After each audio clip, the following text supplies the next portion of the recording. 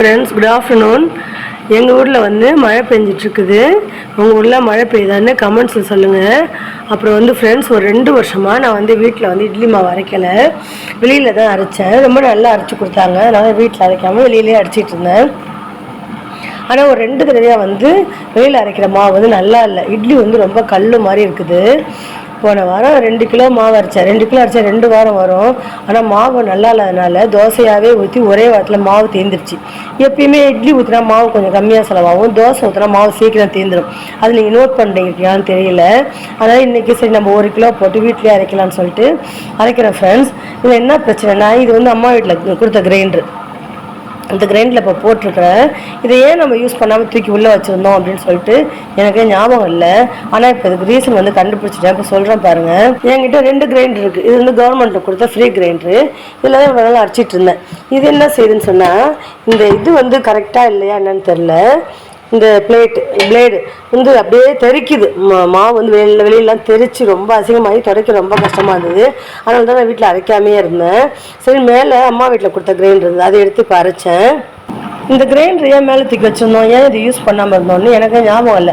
ஆனால் இப்போ தான் நான் கண்டுபிடிச்சேன். இது எப்படி அரைக்குதுன்னா ஃப்ரெண்ட்ஸ், அப்படியே ஈக்குவலாக அரைக்காமல் ஒன்றும் பாதியமாக இருக்குது. இங்கே பாருங்களேன், எவ்வளோ நைஸாக அரைச்சிருக்கு. ஆனால் எவ்வளோ அரிசி முழுசாக இருக்குது பாருங்களேன்.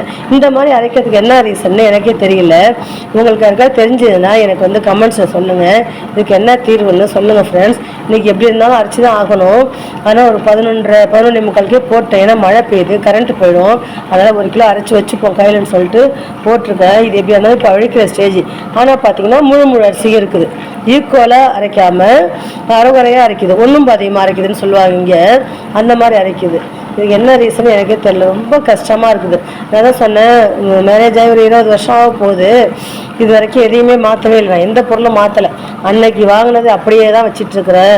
2 கிரைண்டருமே அது ஃப்ரீ கிரைண்டரு கொடுக்க முடியாது. ஏதாவது இதையாவது போட்டுட்டு நீங்கள் புது கிரைண்டர் வாங்கி கொடுத்துருங்க அப்படின்னு சொல்லியிருக்கேன். ஆனால் அவங்க சரி பண்ணி பார்ப்போம் இது ஏன் இந்த மாதிரி ஒன்றும் பாதியமாக அரைக்குது, ஈக்குவலாக அரைக்கலன்னு கேட்டு வரேன் கடையில் அப்படின்னு சொல்கிறாங்க. கேட்டு வரட்டும், ஏதாவது செய்யட்டும். ஆனால் இன்றைக்கி எப்படியாவது இந்த மாவு அரைச்சி எடுத்துன்னு பயந்துகிட்டே அரைச்சிட்ருக்கிறேன். இந்த மாதிரி அரைக்கிறதுக்கு என்ன ரீசன்னு, அந்த கிரைண்டர் தெரிச்சிக்கிட்டே இருக்குதுல்ல வெளியில், அதுக்கு என்ன ரீசன்னு உங்களுக்கு தெரிஞ்சால் கமெண்ட்ஸை சொல்லுங்கள் ஃப்ரெண்ட்ஸ். இது எனக்கு இது ஒரு பெரிய பிரச்சனையாக இருக்குது. இதுக்கு நீங்கள் யாராவது தீர்வு தெரிஞ்சால் சொல்லுங்கள். இந்த வீடியோ உங்களுக்கு பிடிச்சிருந்தா லைக் பண்ணுங்கள், ஷேர் பண்ணுங்கள், கமெண்ட்ஸ் பண்ணுங்கள். ப்ளீஸ் என் சேனலை சப்ஸ்கிரைப் பண்ணுங்கள், பெல் பண்ண ப்ரெஸ் பண்ணுங்கள். அப்போ தான் நான் போடுற வீடியோ உடனுக்குடன் நோட்டிஃபிகேஷனில் வரும். எனக்கு சப்போர்ட் பண்ணுங்கள் ஃப்ரெண்ட்ஸ். Thank you friends. பை.